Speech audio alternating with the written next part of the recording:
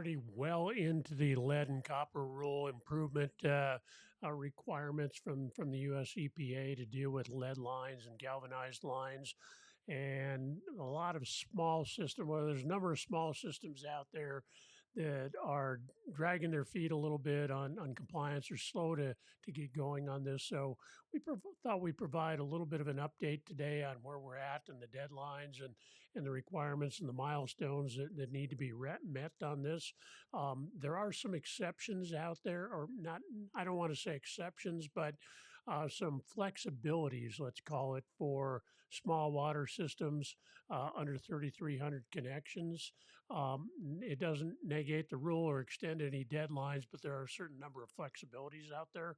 So we thought we'd cover that as well, so you know what's going on and what the deadlines are, and do a quick update here. So um, one of the things we want to talk about too is the deadlines, what's coming up, what needs to be done, and make sure that everybody's on track for compliance because the EPA is not relenting on this. So that's important. Hey everybody, I'm the groundwater guy, and we're here to bring you the latest in our series on different topics with water utilities. One of the things we do is we have the Water Masters program. We cover these different areas here, and this kind of fits into that. We do some videos here on the channel, and then we do some training around this. Lead and copper lines definitely fits into the asset management category. So that's kind of what we're looking at here. So with that, let's dive in a little bit and get our slides up and running here. Um, all right. So a lot of this terminology in here is going to be esoteric. This is really, uh, as if anybody's watched our videos before, they know that we're really working with a lot of our videos are directed at small water systems, and so that's really what the videos are directed at and the language in here. So when you get into the LCRI, there's a lot of esoteric terminology in here, and we're assuming that a lot of people really understand the sampling requirements and monitoring, and those that are watching the videos. So, if you have any questions, you can certainly post them in the questions, and I'm happy to get to those. Also, I'll have my email at the end, so you can contact me if you got any specific questions on this. But here's basically what we're looking at here. So here's our agenda. We're going to look at the background a little bit, going from the initial lead and copper rule to the current LCRI. What's new in LCRI? And LCR stands for Lead and Copper Rule Improvement. Why it matters, the deadlines and the milestones. This goes from 2024, where we had to have the initial inventory on the lines, and then it goes from 2027 through 2037 doing the implementation. There's core requirements for all systems. There are a certain number of small system flexibilities, and we'll talk about that. So the EPA considers small systems under 3,300 connections. I consider small systems a little smaller than that, but this is the EPA definition. And we're going to talk about inventories, replacement planning, sampling, action level, and notifications. And that's where we get into a little bit of the esoteric language here. Step by step action plan, what you need to do to get back on track, funding and costs, technical assistance, and some of the key takeaways and Q&A at the end. Just the opportunity to go through this. So here's the background. In 1991, the lead and copper rule came out, and really we were looking at a 15 part per billion lead action level at the 90th percentile. So there was a treatment technique that was used for corrosion control, and that's really where where a lot of everything lies. So the water chemistry was important to that, as we saw in Flint, Michigan. Really saw the failure of this type of system in corrosion control when the chemistry of the water definitely changed, and it really stripped off all the corrosion control and exposed them to lead. And that's really what came about from the lead lines in Flint. So the corrosion control didn't work there, and that really kind of mobilized the EPA to start looking at the lead and copper rule again. And so that's kind of what the track we're on now with the LCRI. So in 2021, there was the lead and copper rule revisions, and that was the initial service line inventory, find and fix, tier one 24-hour exceedance notice, and a compliance date of October 16th, 2024, which is obviously come and gone a little over a year.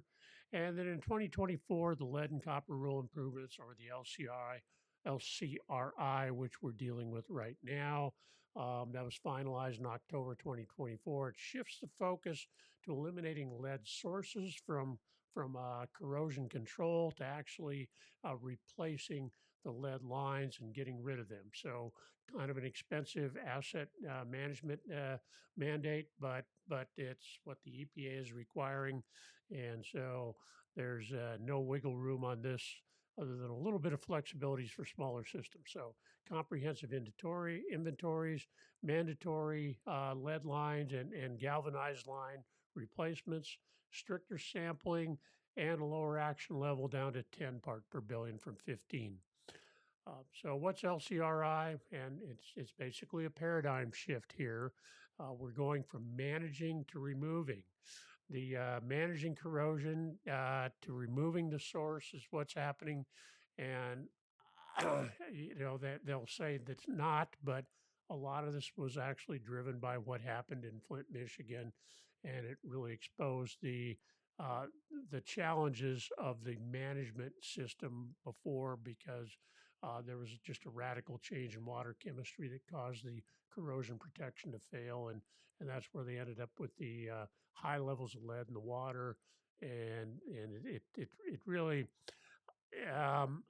triggered a lot of response from the EPA, and some may say it's overreacting, but really we needed to get rid of these lead service lines anyway, and so it's just going to be expensive, and it's especially impacting smaller water utilities, which is why some of them are kind of slow to get going on this, but it needs to be done, and we'll look at the deadlines on that too. So. Um, it's the fundamental shift in approach that eliminates the source of the problem. So if we're replacing all these lead and galvanized lines, that should eliminate the problem. There's strengthened protections, lower lead action levels down to 10 parts per billion, enhanced tap sampling, the first and fifth liter. Some sampling terminology is where you're looking at the initial sample and the final sample, and really looking at how that affects, because sometimes that first flush will pick things up that after it's flowed through the system for a little while, that it won't pick up, and that's why they're looking both first and fifth liter on that. Initial public facing inventories, there's going to be a public uh, data requirement here. Basically, the lead line inventories and the line inventories are going to be public information. For bigger systems, it's going to need to be online. For smaller systems, it's just going to need to be publicly accessible. So the stakeholders are definitely going to be involved. Greater transparency, so clear communication to the customers and basically the stakeholder community. And like I said, online posting for larger systems and public accessibility for all, ensuring everybody knows about lead risks and the replacement plans, what you're doing. All right, so the critical timelines here, and like I say, this already went into effect October 16th of 2024, so we're into it. And if you haven't done your initial compliance, you need to get going because the EPA is not going to be flexible on this. So October 16th, 2024 was the initial compliance. The initial service line inventory was due. This was kind of an initial survey: what's lead, what's galvanized, what's not. Tier one 24-hour notification for lead action level exceedances began. That all went into place October 16th of 2024. The next deadline was December 30th, 2024. So the LCR final rule took effect per the Federal Register publication. So it is now in effect as of December 30th of 2024. So the big deadline coming up is still coming up is November 1st of 2027. That's going to be your baseline inventory. So it's not, it goes beyond your initial service line inventory. That's going to be the baseline inventory where you have to have all your data in and understand where your lead lines are, what's questionable and unknowns, your galvanized, and have the replacement plan in place. Updated tap sampling plan is due, and the 10-year replacement clock begins. So there's 10 years to replace your lines at an average of 10% per year. November 1st of 2037, all the replacements should be complete. All lead and galvanized requiring replacement service lines must be replaced unless a state approved extension applies, and those are going to be hard to come by. I can tell you that because the EPA is pretty set on meeting this deadline. But so don't count on getting a deadline unless there's some emergency that really keeps you from completing this. If you've got a plan and you're working on it and something happens where there's a failure to hit that deadline, then there may be some extensions available. But if you've just waited to the last minute and drug your feet, probably not going to get an extension, and there may be some fines involved here. So you're going to want to make sure that you've set aside the capital to do this. And this is definitely going to be a capital improvement plan type of thing. Asset management plan ties into your capital improvement plan. So that's all going to be part of this. All right, the core LCR requirements for all systems, there's a mandatory 10-year replacement. All lead service lines and galvanized requiring replacement lines or GRR lines must be replaced within 10 years at an average rate of 10%. That's starting November 1st of 2027. The baseline service inventory is due by November 1st of 2027. They must document all service line, connectors, and materials, both utility and customer side, by the way, must be publicly accessible and updated annually. This has to be publicly accessible information source, database. However you do it, you can go online with it. Small systems can just have the records in the office, but it needs to be publicly accessible. There's a lower lead action level. So the action level was reduced from 15 parts per billion in the original LCR, and in the LCRI now requires 10 parts per billion at the 90th percentile of testing results. It triggers enhanced public education, corrosion control evaluation, and other protective measures. Enhanced sampling. So collection of both first liter and fifth liter samples at sites with lead service lines using the higher value for compliance calculations to better detect lead from service lines. Usually, and this is not always true, but usually it's going to be that first liter sample that's going to be the highest number, but it may be the last one depending on where the lead is and how long it takes for the sample to get to the sample tap. So, but my experience has been it's usually that first one that's going to have the highest lead.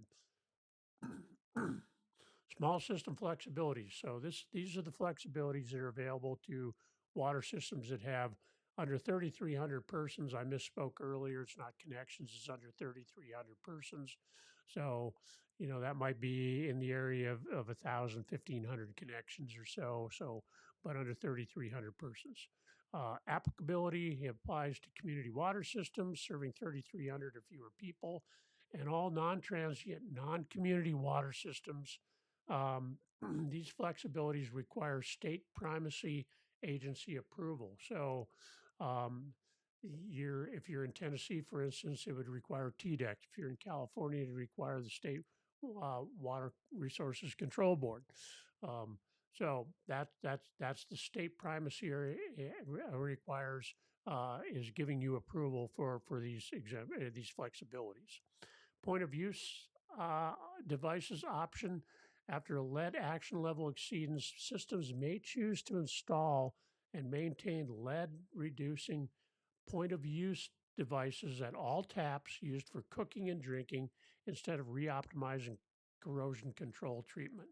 This is a flexibility that's only available to these smaller systems, and it allows POU devices. Um, Now, I've spoken about POU devices in some of my other videos, and there's some challenges with those because if they don't do the job, then you may be legally liable. So you got to plan for upkeep on these things. Replace all lead bearing plumbing option. Limited eligibility only for systems with control over all the plumbing in their system. So no lead service lines or GRRs, must replace all non lead free plumbing within 1 year of state approval. Additional flexibilities, reduced monitoring frequency up to 9 years with consistently low sampling results, simplified public education requirements, and avoiding complex pipe loop studies, which is really, under 10,000 people unless required by the state. So that cuts down some of the costs for the smaller systems. Um, so an important note is the 10-year lead service line replacement mandate still applies to all systems regardless of size. So unless I said earlier, unless you have some kind of emergency, there aren't going to be any exemptions granted. So you better plan on getting it done because they want you to do this at an average rate of 10% per year. So, and if you kick the can down the road like a lot of deferred maintenance systems for small systems, you're going to find yourself in potentially big trouble, and you don't want to do that. So you're really going to want to pay attention to this. So um, small system flexibilities do not exempt any system from the core 10-year replacement requirement. All right. Service line inventory requirements. The baseline inventory is due November 1st, 2027. You need to account for every service line and connector in your distribution system, regardless of ownership status. Include addresses and locations for each line. So basically, what it's not saying here is this is basically going to be a function of your GIS system. Um, if you haven't implemented a GIS system, this is a time to do it. Call up Diamond Maps and get them working on your project. They have a definitely a low cost GIS solution. I highly recommend them. And if you're behind the eight ball on this, give them a call and talk to them and talk to Ben there and he can help you out on this because um, it's going to be a real pain otherwise. Doing this with a GIS database is going to make it a lot easier. So if you were thinking about implementing GIS, now is the time to do it. Classification of all lines, categorize each line as lead, GRR, or non lead, which would be copper, plastic, anything like that, or unknown. Include connectors like goosenecks. Um, Unknown line investigation. Unknown is temporary use records, predictive modeling, and physical verification to identify the material. Treat unknowns as potential lead for planning purposes. So if it's an unknown, until you can actually confirm that, you really need to treat it as something that needs to be replaced. And public accessibility for small systems options include paper, digital at the utility office, static PDF on the town website, or copies upon request. Confirm specific requirements with your state. Some states may allow certain options and others may not. So you want to confirm that. Lead service line replacement program, the 10-year replacement mandate, replace 100% of LSLs and GRRs within 10 years from November 1st, 2027. So that would put you at November 1st of 2037, average at 10% per year. This applies to all service lines under system control, regardless of water quality test results. So even if you're hitting your lead compliance numbers, you still need to replace lead lines under this. High density exception, systems requiring more than 39 replacements per 1,000 connections per year may seek state approved extended deadlines. Documentation and justification required for approval you're going to have to show it's financial hardship basically because uh, this is going to be pretty expensive and it's going to be a big hit on your capital improvement plan. So if you can justify a financial hardship in doing this and you're otherwise complying, you may be able to get an extended deadline. Control and access, replace where the system has legal physical access, document lack of access, and make at least 4 outreach attempts via 2 different methods for private side consent. So, getting into some of these privately controlled areas, you got to make a legitimate effort to get in there to do the testing or do the assessment. You can't just say it's private and write it off at that. You got to make a legitimate attempt, and you need to document that in case somebody from the state checks on that. Prioritization strategy, schools, childcare facilities, and neighborhoods with vulnerable population should be prioritized first. So that 10% per year should really prioritize schools, childcare facilities, and vulnerable populations that may be susceptible to lead poisoning, these types of things. So you're going to want to prioritize that in your plan. Your replacement plan must include a detailed prioritization schedule. So it has to be written out how you're going to prioritize that. You can't just say you're going to do it. It needs to be in your plan. Enhanced tap sampling and monitoring. Dual sample collection at LSL sites. Collect first liter and fifth liter samples after a minimum 6 hour stagnation. Use the higher value for compliance calculations. Like I said, a lot of times that first liter sample is going to be the highest one, but you never know. So that's why they do both. So tiered monitoring frequency systems with LSL GRR must perform standard monitoring starting November 1st, 2027, and that's 2 consecutive 6 month periods unless already compliant with LCRI protocols. School and child care facilities, like we said, those are going to be prioritized, and targeted samplings at schools and child care facilities are going to be strengthened. It's going to focus on high risk areas to better protect the vulnerable populations. Lower lead action level and public notification. So the action level is lowered to 10 parts per billion from 15 in the original lead and copper rule. That is for the 90th percentile of testing results. So you're going to take all your samples and group them together and look at the 90th percentile. So there's a more stringent threshold, better protects public health, especially for vulnerable populations that might be affected by higher lead concentrations in the water. Tier 1 public notification systems must provide Tier 1 public notification within 24 hours of learning an action level exceedance, and that continues from the LCRR, that intermediate rule revision. And this rapid alert assures and consumers are properly informed of potential lead exposure risks. So your stakeholders and consumers need to be identified when there's an exceedance. Exceedance response requirements: when systems exceed the action level, they must evaluate or reoptimize corrosion control treatment and implement enhanced public education. Systems with multiple exceedances greater than 3 and 5 years must provide certified lead reducing filters to all customers. So you're not going to want to be there because that starts to get into some expense too, not only of providing the filters, but also going out and installing them and all that whatnot. So you're going to want to be in compliance, but this provides a little bit of a temporary relief if you're having difficulty making that requirement for whatever reason. All right.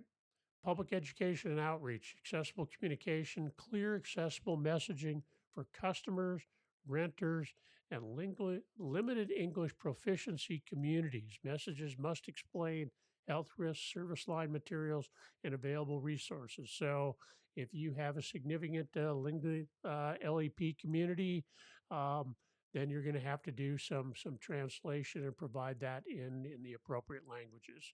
Annual notifications to customers with lead, GRR, or unknown lines through 2027, then per the LCRI program, which rolls in those notifications.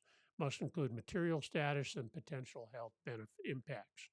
Um, Small community water system flexibilities, less than 3,300 persons have flexibilities on the number of outreach activities but not meeting replacement rate, subject to state adoption and approval. So we mentioned those flexibilities a little bit earlier, and um, there's going to be, a little bit of flexibility in the flexibilities as far as the state goes in allowing those.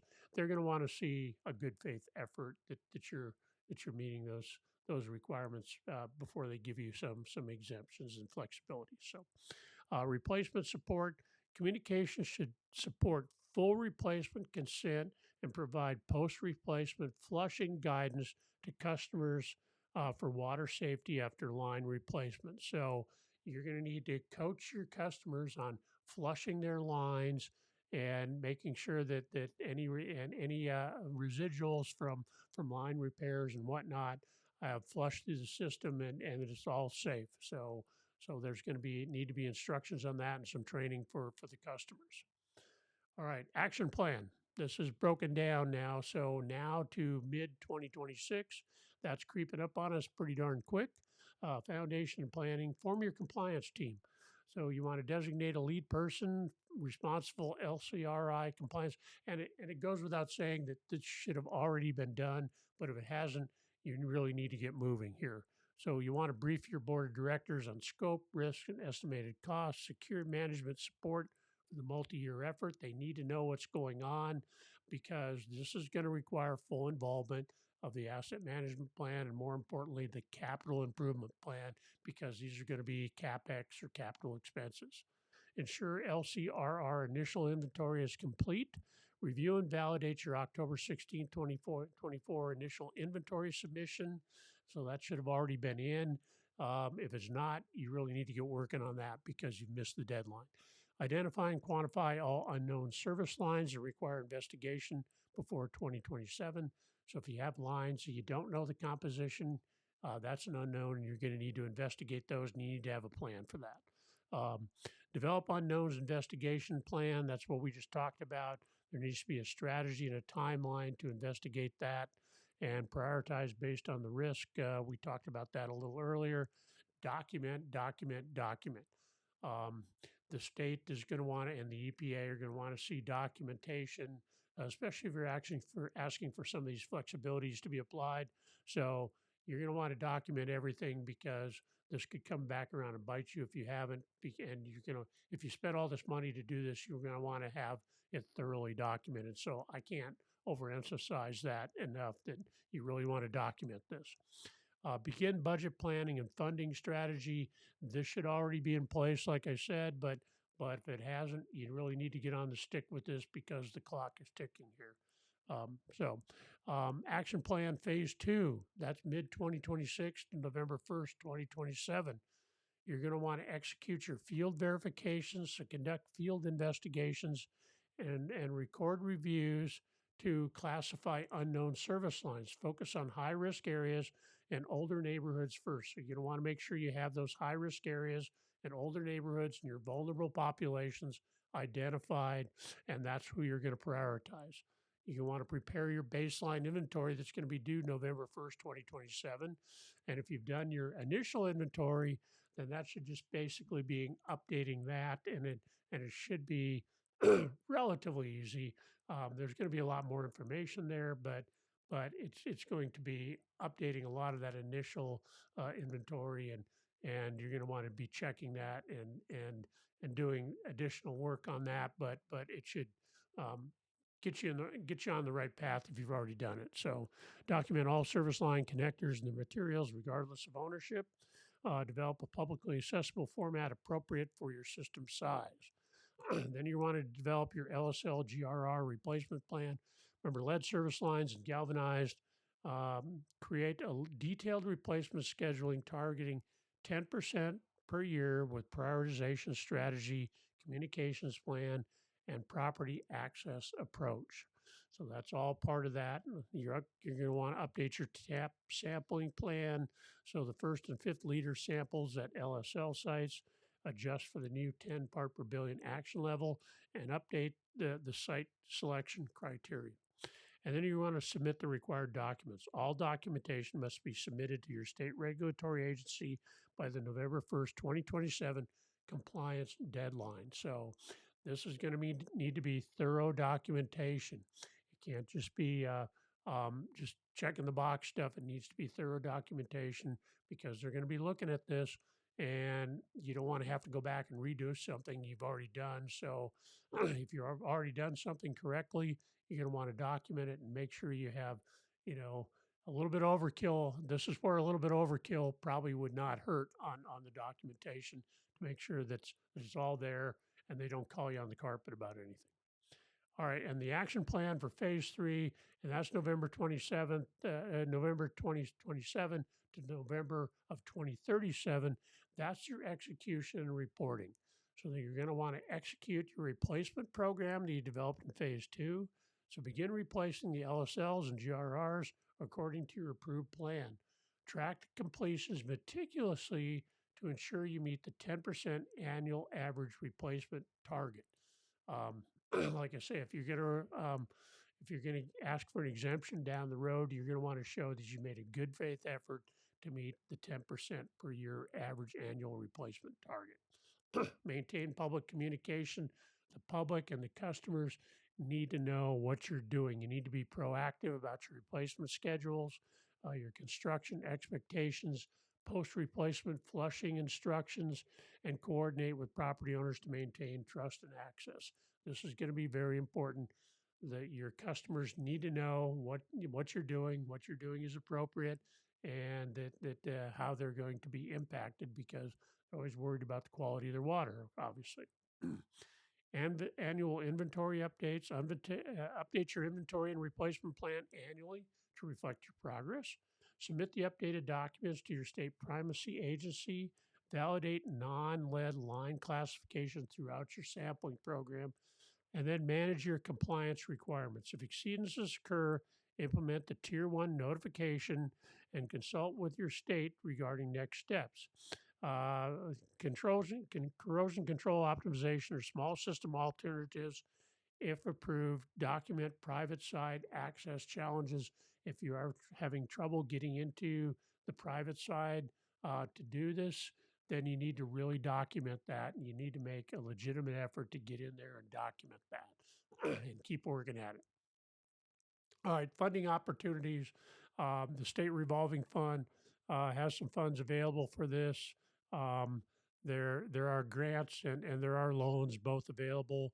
There are some grants out there. So the reducing lead and drinking water grants are focused mainly on schools and childcare facilities in disadvantaged communities. There's 35 million available, which doesn't go very far on a nationwide basis. USDA rural development, that's a great source of funds if you're within their purview. They have water and wastewater disposal loans and grants specifically for rural and small community water systems, and lead line replacement really falls within that. Water infrastructure finance and innovation grant provides low cost financing for eligible water infrastructure projects. There are some state programs available, and if you're going to use the state revolving fund, you're going to want to engage early. It might already be too late, but you still want to put your name in there for actually getting some financing for since the line replacement is going to extend from 2027 to 2037. There's still some opportunity to get some funds through the state revolving fund. So you're going to want to get it in as soon as possible. You're going to want to explore your other funding options. Make sure your capital improvement plan accounts for all these funding options and any self-funding through your utilities. You got to make sure that it's properly accounted for in there and that you have the necessary funds available. The board of directors should be asking you about that and making sure that the capital improvement plan is up to date and reflects the costs you're actually going to incur for this, with contingency, obviously. So cost considerations and budget planning, speaking of which, uh, replacement cost range, a typical full lead line replacement on both sides can range 5,000 to 15,000 per line, but that's going to depend a lot on local factors, the length, depth, any paving or restoration, traffic control, materials, labor market. So replacing lines in California might be more expensive than in Mississippi, for instance. So, so that's something to take into account. There's also going to be soft costs. So the inventory investigations, design, construction management, customer coordination, permit, legal, communications. That's typically going to be 15 to 25% of the total project cost.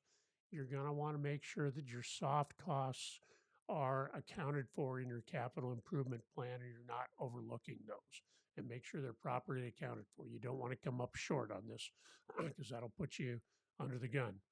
Program controls, unit price contracts, neighborhood bundling, in-house versus contractor work.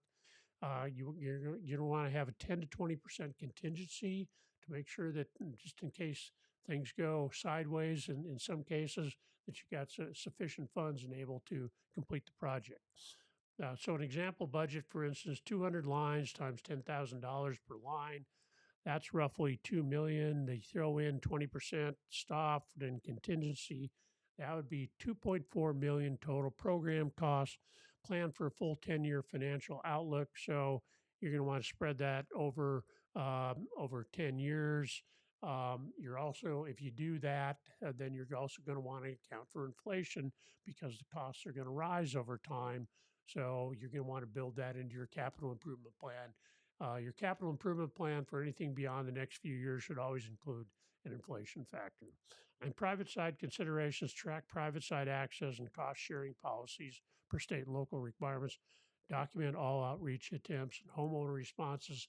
This may be a challenge that's going to lead to unexpected expenses. So you need to expect the unexpected, I guess I would say, and that's just part of utility planning, I guess. All right, technical assistance and resources.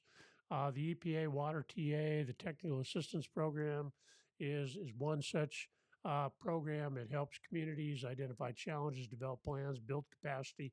So that's available through the US EPA. Get the Lead Out or GLO initiative. That provides hands-on support to underserved communities. So if you have an underserved community you're in, that initiative may apply there. The Rural Community Assistance Partnership and Rural Assist offer free help because they get their funding from various states. So there may be free help available. RCAP is broken down into sections in different parts of the country, so it may operate under a different name, but you can look it up. And they provide some quality assistance out there. Your Rural Water Association may also provide help there too. So the circuit riders can certainly dial you in to your requirements and help you with the funding requirements there too. So there are some practical tools available. So inventory templates, data mapping resources, sampling SOPs, public notification templates, and customer consent communication packets. Um, Coordination partners, develop partnerships with schools and childcare facilities for the sampling support. Remember, those are going to be priorities, so you're going to want to work with them early on. And housing authorities to get access, public works for replacement scheduling, and you're going to want to engage with your regulators, the state primacy agencies and the EPA. You're going to want to be communicating with those regularly. And going back to practical tools here, like I said earlier, and I can't reiterate this enough, if you don't have a GIS database of your water system, now is definitely the time to do it. It's going to save you so much headache, and as long as you're capitalizing these costs, you can get in there. And like I said, with somebody like Diamond Maps, they really provide a relatively low cost solution that's not going to produce a big financial hit on you. The time is now to get the GIS database done of your water system. All right, key takeaways. The 10-year mandate is absolute. They're not going to back off on this. So, like we said, they may grant some exemptions and extensions, but they're going to be hard to come by. I can tell you that. So, November 1st, 2037 is a firm deadline. Your baseline inventory is the foundation. You need to have that baseline inventory done uh, by the November 1st of 2027. So without accurate identification of all lead and galvanized lines, you can't proceed. So you're going to have that inventory done, and even the unknowns. Um, Small systems flexibilities require approval. If you're going to look at jumping on any of those flexibilities for a small system, you need to get with the state primacy agency and make sure that they're going to allow you to exercise those flexibilities in your program. You're going to want to secure your funding early, because if you don't have the funding in place, you're going to want to do that right away. So you're going to want to look at your capital improvement plan, see what you got, see where the funding shortfalls are going to be, and make the plans right away to make sure that you're filling those funding gaps that you're going to need to get this work done. And transparent communication is essential. Your clear communication with the customers and stakeholders is critical to obtain consent for private side replacement, maintain public trust through the process, and it's a requirement of the LCRI is that you have that public outreach and all this information be available. All right, resources and contact information. Here's some resources for you and links. You can just look at this and oh my goodness, I didn't leave my information. I left it blank.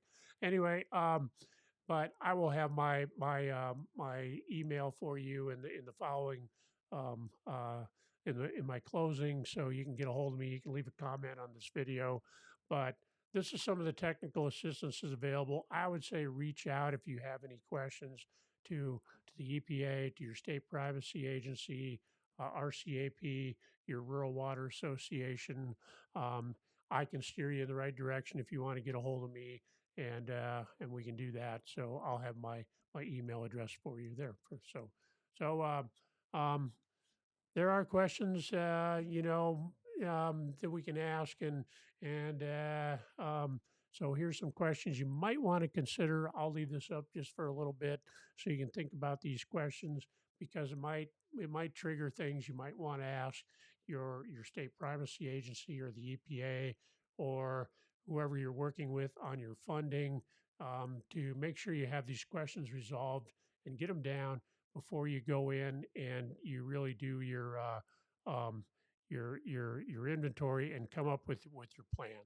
So, all right. So that's the update on the LCRI. Hopefully you found that helpful.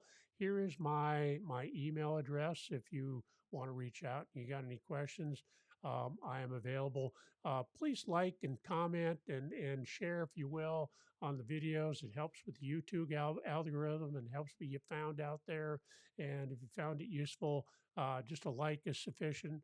I do answer all comments, and so if you put a comment on the video, that helps. You can reach out to me by email, and I respond to all emails too. So I appreciate it, and we will look for you in the next video.